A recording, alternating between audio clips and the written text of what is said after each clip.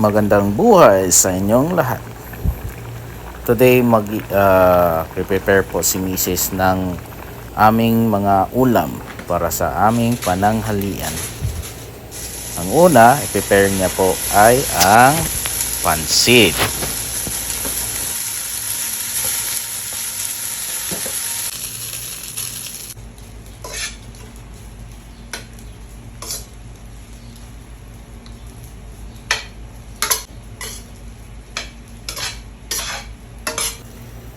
At ang pangalawang ulam po namin ay bulalo.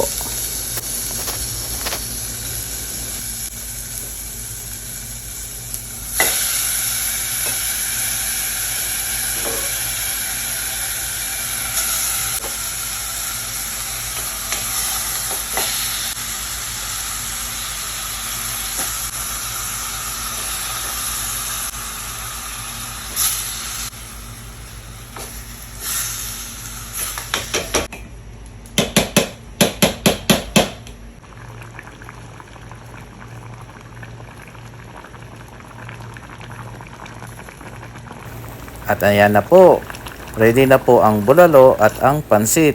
Ready to eat na. Thank you po sa panunood.